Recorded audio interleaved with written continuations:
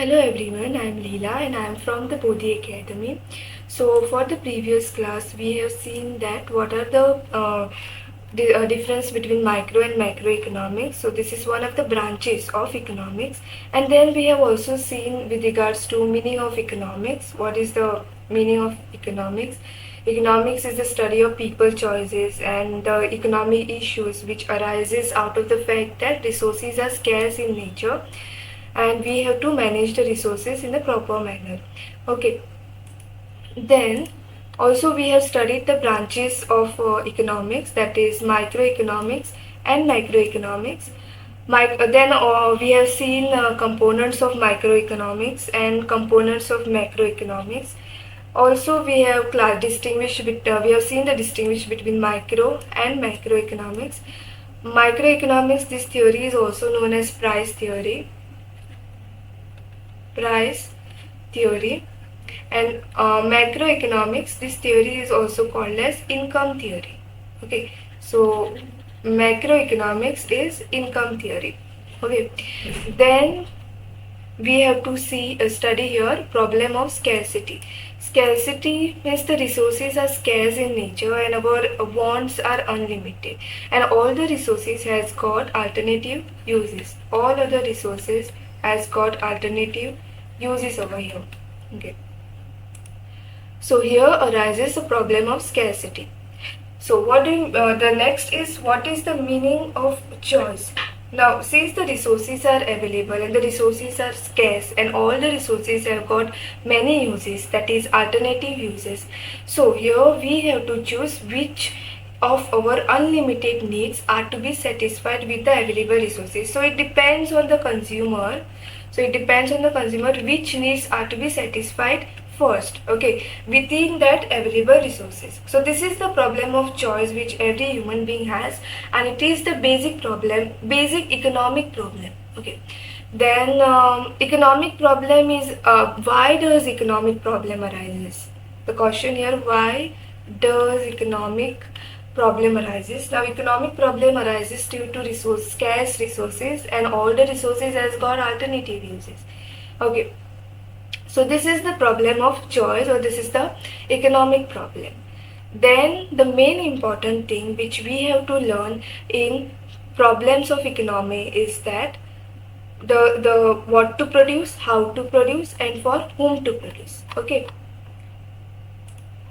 the next thing is, that is the central problems of an economy.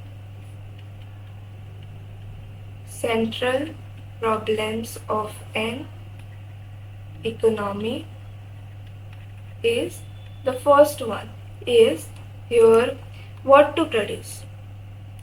Okay. So this is the problem of what goods and services are to be produced and in what quantity. So here, if we allocate more resources for the production of one commodity, and less will be available now for the production of other commodities. So here, what to produce, the farmer, the manufacturer has got the problem of choice, like what he has to produce and in how much quantities. Okay, so every economy wants many things, but this cannot be produced with the available resources. Resources are available, but the thing is what he will produce, what a manufacturer, what a producer is going to produce over here. So this is the first problem, that is what to produce.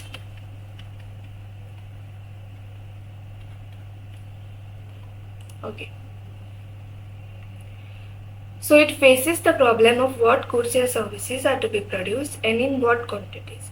So if we are going to allocate more resources for the production of one commodity, less will be available for the production of other commodities. So now every economy has to decide whether to produce more of essential goods or more of luxury goods. Okay, so here economy has to decide what kind of goods they have to produce, kinds of goods to be produced and quantum of goods to be produced.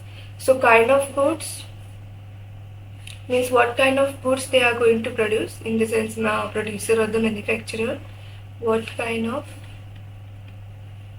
goods, and the quantity, in how much quantity they are going to produce. Okay, the next is how to produce. The second problem arises is how to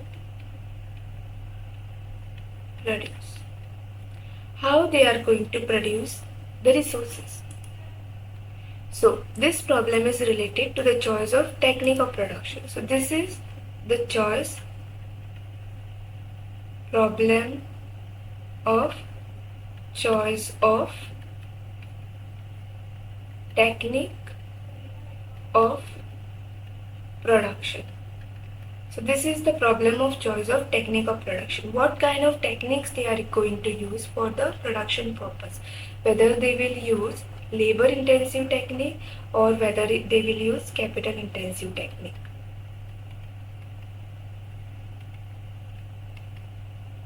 So for labor intensive technique, for labor intensive technique, they are going to use more labor and less capital. So here they will use more labor and less capital. And for capital intensive technique, they will use more capital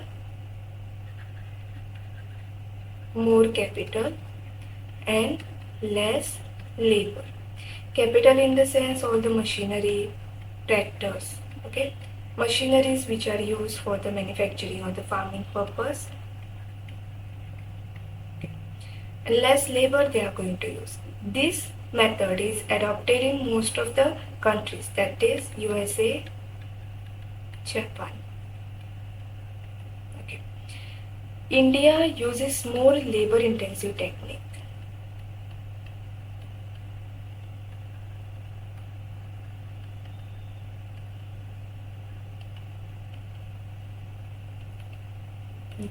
So the labor intensive technique, it is mostly used in India. So it is a technique in which more labor and less capital is used in the process of production, and capital intensive technique in which more of machines and less of labor is used in the production. The third problem arises is, this was the second, how to produce. The third problem is for whom to produce. Third one is for whom to produce. For whom they are going to produce those goods and services. So at the micro level, the decision related to different set of buyers in the economy. So broadly, there are rich and the poor buyers. How the buyers are classified as haves and haves not. Rich and poor buyers. So the people who has got more, the consumer who has got more income will buy, obviously they will buy, going to buy more in the market, and poor people, they will buy less since their income is less. So for whom to produce and in how much? So broadly there are rich buyers and poor buyers. So in a free economy, producers, they will obviously be producing more for the rich buyers. Example, luxury cars. So why they are going to produce more? So that their main motive is just to maximize the profit, because of profit maximization.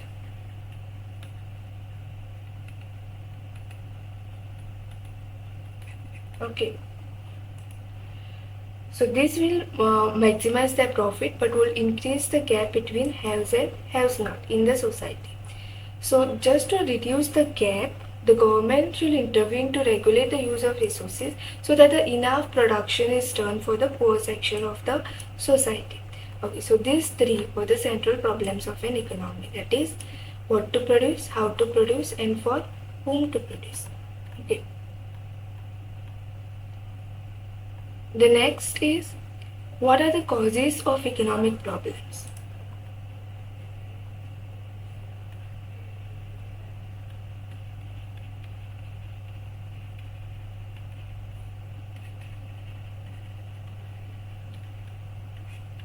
So, what are the reasons, what are the causes for the economic problems? So, our wants are unlimited, wants are gradable, most of the resources has got alternative uses, and there is a scarcity of resources. So, this is the causes of economic problem. For the first thing is our wants are unlimited. So, See, for example, if I consumed one thing, then the next day I'll be like, okay, I want the other thing also. So my wants will be unlimited and it will be go on multiplying. So wants are wants goes on multiplying. Okay, so wants goes on multiplying. So human wants are unlimited and multiple. When one want is satisfied, the another want is going to arise. Okay, so when that is satisfied, another will arise. So this will go on increasing. So wants go on increasing as time passes, and human wants are, they are always multiple, and there is no end to our wants. So multiplicity of want is the first character that makes human beings to choose. So the first cause of economic problem is wants are unlimited. The second one is that the wants are gradable. So some of the wants, okay, second one is wants are gradable.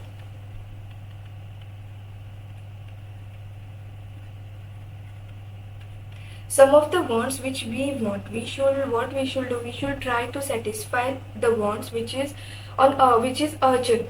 Okay, so some of our wants are more important or urgent, and some other wants are not that much important for us. So whenever you are satisfying the needs of yours, so that time you have to give first priority to the urgent wants. So that is again the problem, that as a human you have to classify what is your the urgent wants. So urgent wants have to be satisfied first. Okay, urgent wants you have to satisfy first, and then you have to give later on you can satisfy the wants which are less important. Okay, more urgent wants should be satisfied first, and less urgent wants can be satisfied to a lesser extent, or it can be postponed also. Okay, then the third one is all the resources has got alternative use. So alternative use of resources. Third one is alternative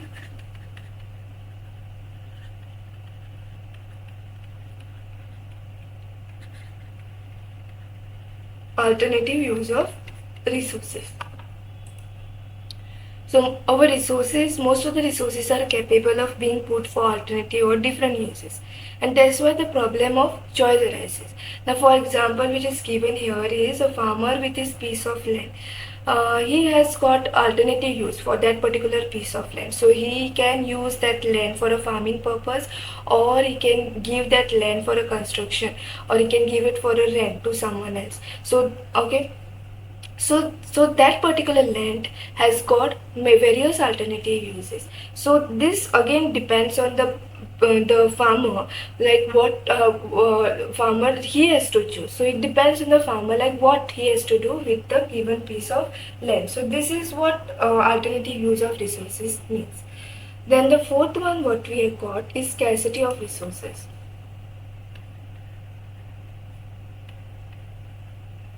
Scarcity of resources. So scarcity of resources means resources by which man can satisfy its wants are limited. Resources, what are the resources that are available to us? Money, time, land, labor. These are the resources which are available to us, and most of the resources are scarce in comparison to our wants. So it is necessary for us to decide how we should use the limited resources to satisfy our wants. Okay, so this is what the causes of economic problems are. So the first one is wants are unlimited, human wants are gradable, all the resources has got alternative use, and scarcity of resources. Okay. Then the next thing is production possibility or frontier curve. Now, the production possibility frontier or PPC,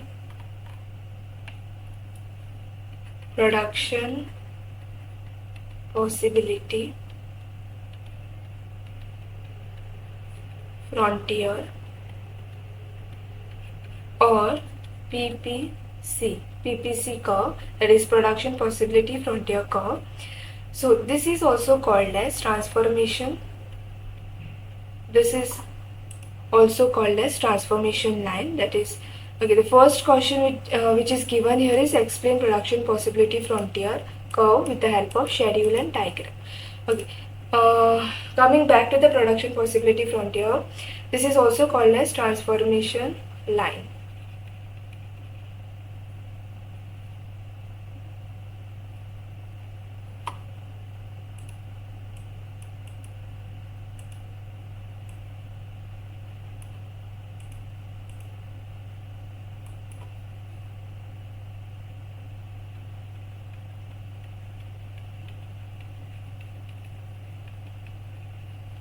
So PPC curve is also called as transformation line.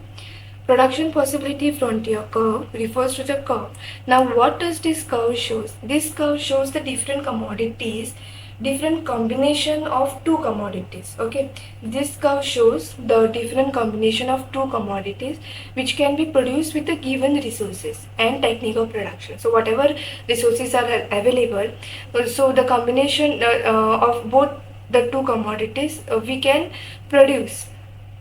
It's a different combination of two commodities that can be produced within the given resources and technique of production. So it is also called as transformation line or transformation curve. So here it's a combination. It's a different combination of two commodities. Okay, different combination of two commodities. So the combination of two commodities which will be that can be produced with the given resources. So the resources will be given and technique of production. Then what are the assumptions that are made in production possibility curve? Here resources are fully and efficiently utilized and technology of production remains constant. So if we can see over here,